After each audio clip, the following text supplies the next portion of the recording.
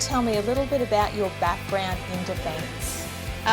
So I was in the army for 14 years. Worked in a combination of regular army and special forces as support staff.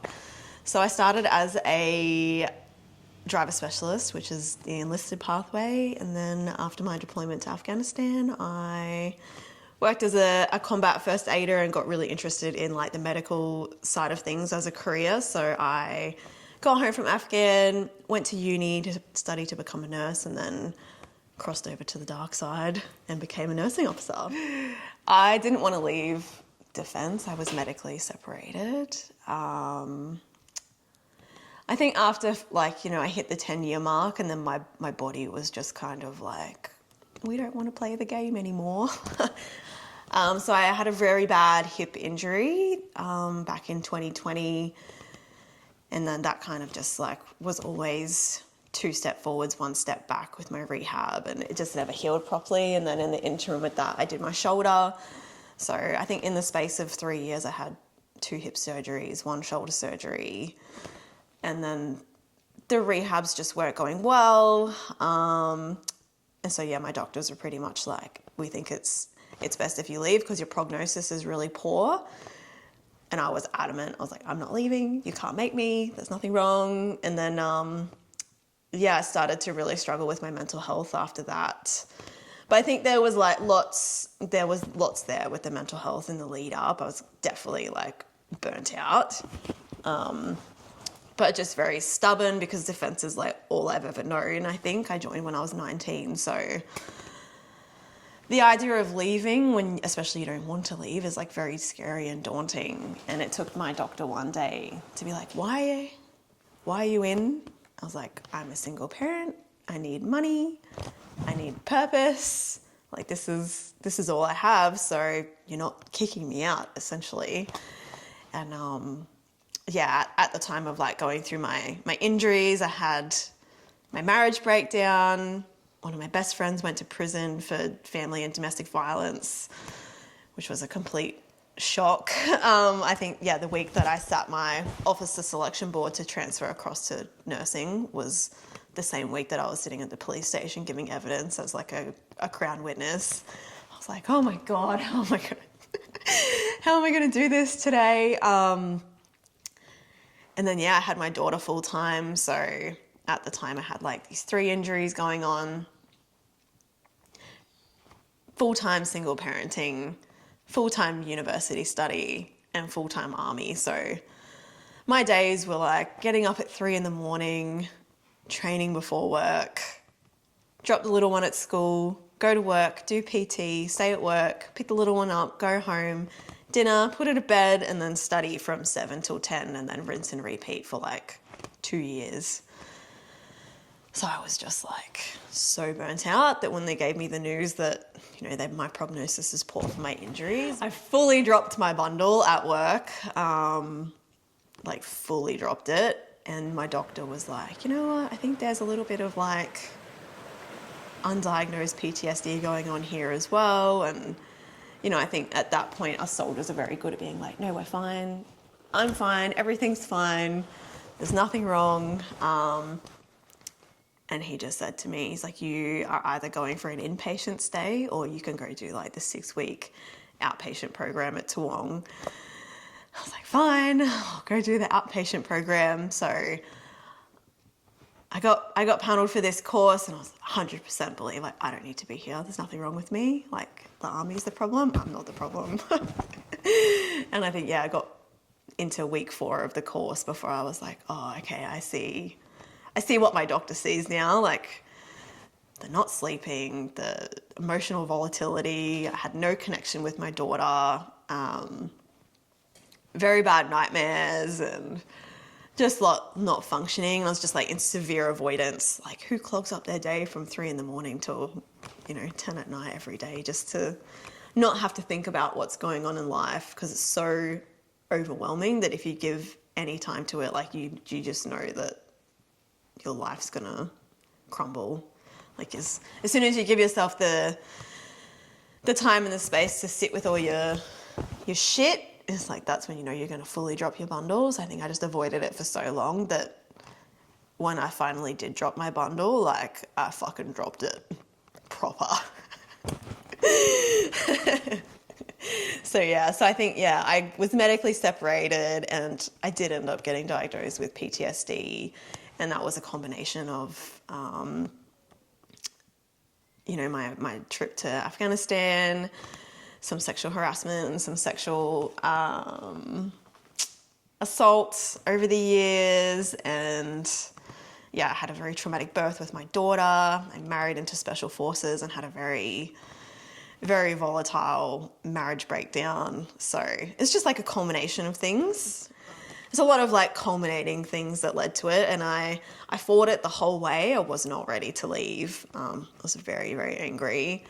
And it wasn't until the very end where I got the paperwork from Canberra to be like, yep, this is your separation date. And at that point, I think I was just so over it that I was like, oh my God, finally. Like, just, I was so sick of being stuck in limbo. Looking back now, I am like so glad that I had an amazing doctor. So Dr. Clem, if you're watching this, I can't thank you enough. I was thinking about him yesterday in the car coming here. I just started crying, and I was like, I'm so grateful for that man, because he saw very clearly like what I couldn't see at that time. And I think, look at me, I'm going to cry again now.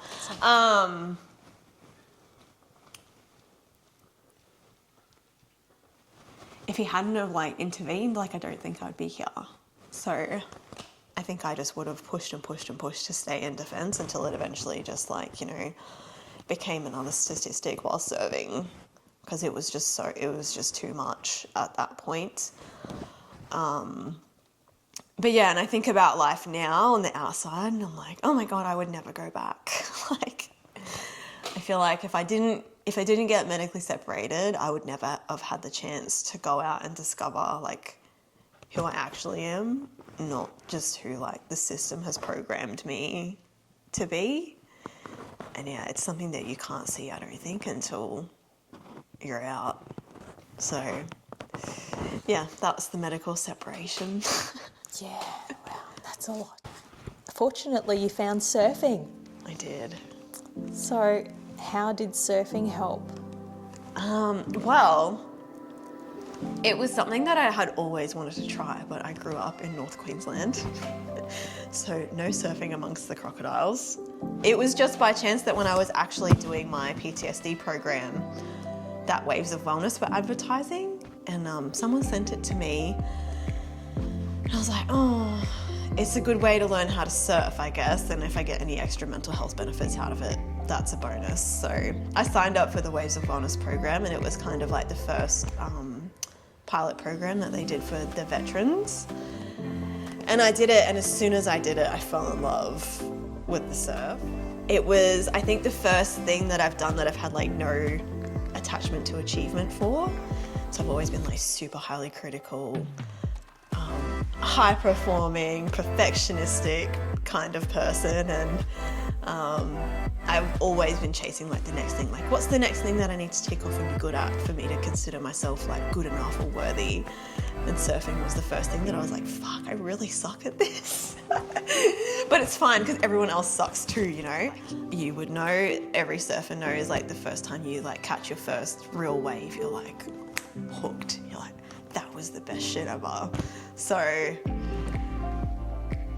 that's kind of like how I found surfing, and it's like, it was like an immediate obsession. I was like, I'm gonna buy a board, I need to go do this, I'm gonna go get surf lessons. I've been in therapy for like 11 years, and even with that, I was still like, I don't have PTSD.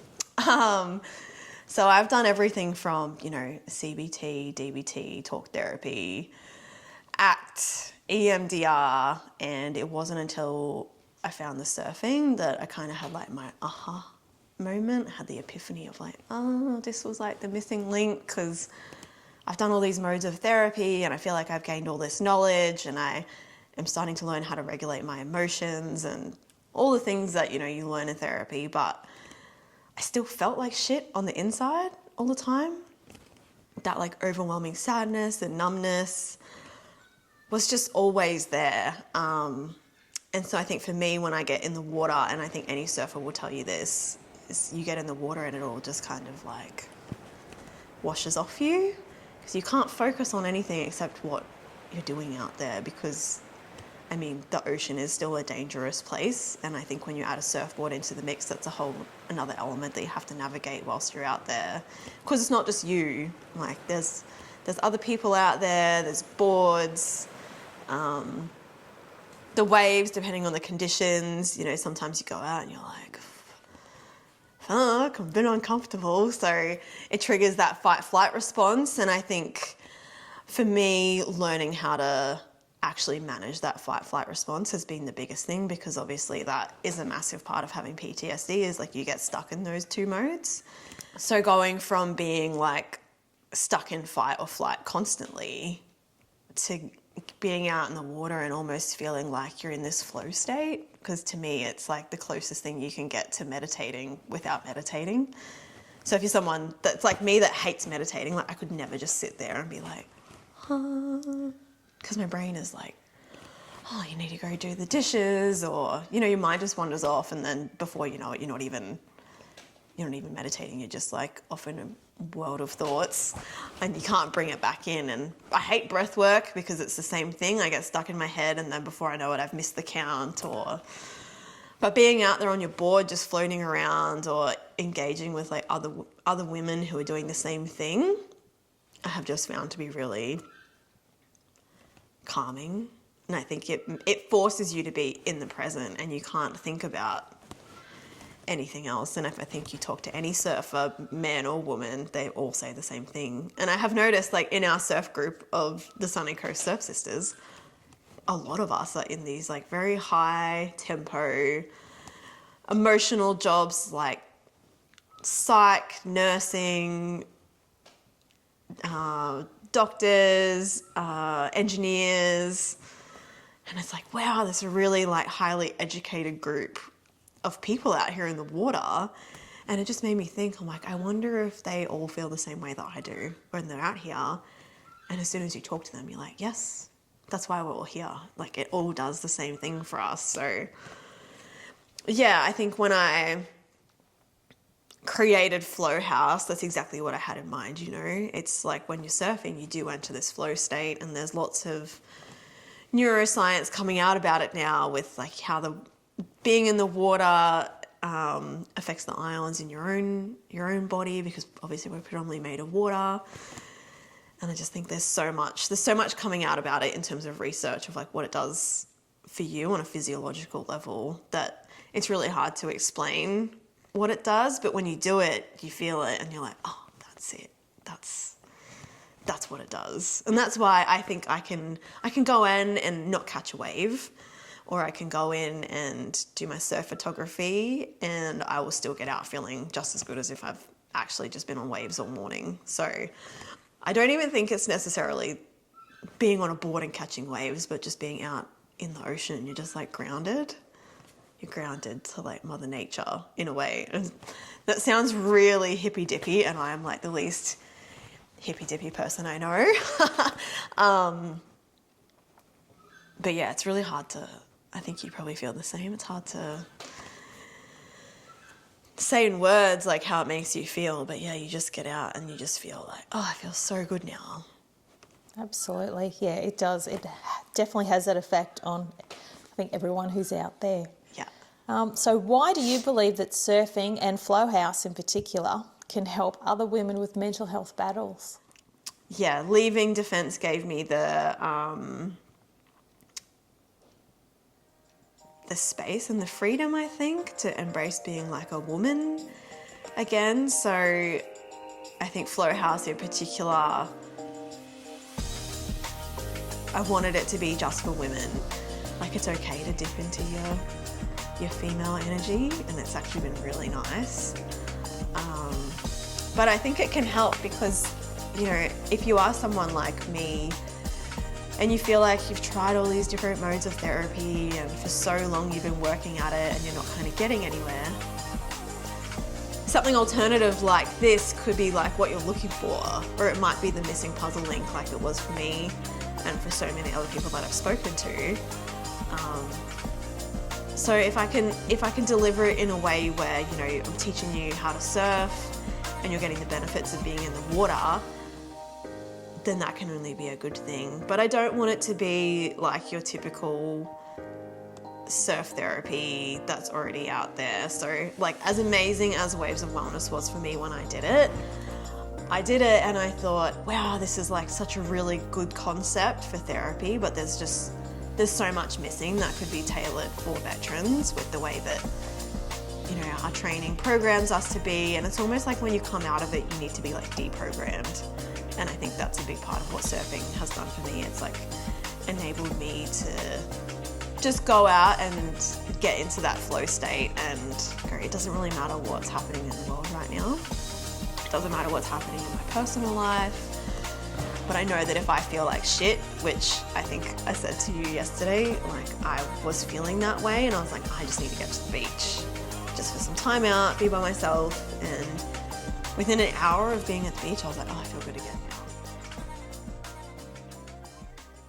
Basic day of the retreat is structured. So it's, you start with a group surf and a group circle on the beach where you talk about a particular topic each morning.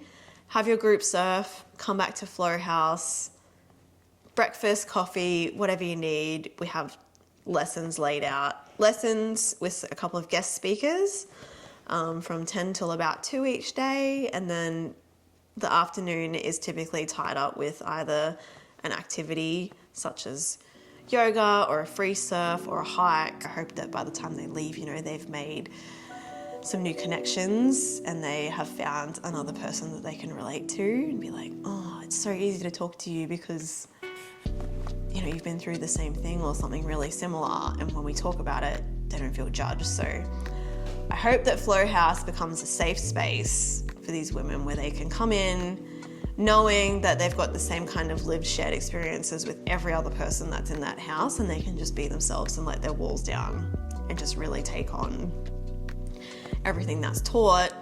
But I hope that by the end, you know, their spirits are a bit higher and that they have the, self-determination and courage to maybe change the thought pattern of I can't do this to, oh, I actually really want to reach out to these people and, you know, keep surfing, or at least not surfing, but they have a new support network that they can lean on locally. Because I think the biggest thing about transitioning out of defence into your civilian life is you find it really hard to relate to civilians. You know, hopefully I can filter them into the Sunny Cove Surf Sisters or the Noosa Salty Sisters or Surf Witches down on the Gold Coast, like wherever they are, they'll have a club to transition to that is predominantly full of civilians, but they'll want to go because they might not have women there that are veterans that they can relate to, but they'll have all these women that surf, and it's a whole, like, another element of, oh, I can relate to them because they just want to chase waves and chase the stoke. And it's similar. It's like something to bond over, I guess, which is what I found when I joined the Sunny Coast Surf Sisters. I was like, man, I haven't met a single person here that's a fuckwit, you know? Like, everyone's super lovely, welcoming, encouraging. No one's judging you. They just want to be supportive. So it's like, no matter if you're alone and you don't know anyone, but you want to go out for a surf, you can just message the group chat and be like, I want to head out tomorrow. Does anyone want to come? And you don't have to worry about not knowing them, because once you meet them, you're like, oh, you're just like everyone else. Yep. So Totally. Definitely had that same vibe. yeah, It's a great group. it's amazing. So if you could speak directly to a woman struggling with PTSD now, what would you say? Oh, it's going to be okay. Eventually, it might get worse before it gets better. But the longer you avoid it, the harder it will get, I think. But not to give up hope, because it can get a lot better, but you have to be willing to, you know, reach out and get the help. And it doesn't matter what that help looks like, you just have to be willing to reach out and take that first step. And I think it can be like a really scary thought, you know, someone sitting across from you and being like, you've got post-traumatic stress disorder, or you've got complex PTSD. And for me, the hardest part, I think, was the acceptance of that. Especially, you know, I've always considered myself to be like really strong-minded, strong-willed, independent, don't need nobody. You can't break me down. And I think the scariest part of that was going from that very like stoic version of me to being extremely emotionally volatile and not knowing what's going on. Like, I could have never imagined me being the kind of person to sit on my bathroom floor contemplating, like, you know, cutting my wrists and bleeding out and just ending it. Like, to me, that thought is like so wild now. But I think when you're in the throes of that like really dark depression, you can't think about anything else except, you know, wanting to just not exist anymore. And I think it takes like a tremendous amount of courage to stand up and be like, actually, I need some help. It was actually my dog that night that came and sat on me. It was like she knew. As soon as she sat on me, like this 45 kilo big fluffy German Shepherd, I was just like, okay, I'll stay. Like, who's gonna feed you? You know? But yeah, don't give up. I think, you know, think outside the box if you think you've tried every avenue already to get better and it hasn't worked. Whether it's surf therapy, mountain biking, hiking, like, you will eventually find your thing that helps if you don't give up, but you have to not give up. And if you haven't found your thing, you should come to Flowhouse and come on my retreat. I think that's the whole point of Flowhouse, you know. It's like I created it because I saw a gap there for our cohort of women, and I think, you know, I've been through it, I've lived it, and it really did save my life. So if I can give that gift to one other woman, whether they've had service or not, like, that's all I want to do, is give someone else that gift. How are women coming together to help you achieve your dream? It's actually so overwhelming. I didn't think there would be as much support as what there has been, and I think, yeah, women in particular, I've just like blown my mind because I've never had a female tribe before, but the Sunny Cove Surf Sisters have been incredible. Like, even yourself, like doing this documentary for me, I'm like, who are you? Where did you come from? Why did you appear at the right exact time? And yeah, I'm a part of the committee now because I've just like immersed myself so grossly into it. All the women are so keen to help out, you know, we're doing the fundraiser and putting the raffle on. So Anna Constable from She Creative Army is creating me a custom made board, and it's gonna be pink, purple and yellow. It's gonna be very, very pretty. To raffle off to help raise money for the first retreat. And yeah, the Sunny Cove Surf Sisters, there's a few women that are gonna come and do some like photo shoots to donate money for them. Every time I tell someone new about what I'm doing, they're like, oh, I'll help you fundraise money this way, or I'll help you fundraise money that way. And even from, I've had like veteran businesses on the coast reach out, and they're like, yeah, we're not female, but what you're doing is really important, so we want to help. So, but yeah, for now, we're just like, everyone's just kind of coming together to try and get it off the ground, and it's just so nice. It's so nice to feel like your service was actually valued by the community. Like, there's so many of us that went to, like, you know, Iraq and Afghanistan and all the generations before that, you know, Vietnam, Cambodia, and there's so many veterans walking around like zombies because of their service, and it's not really something that you join up thinking about, like, what will my life be like after my service? And it's really confronting. So to have all the support from the community just rolling in is like really overwhelming, but like in the best way possible. So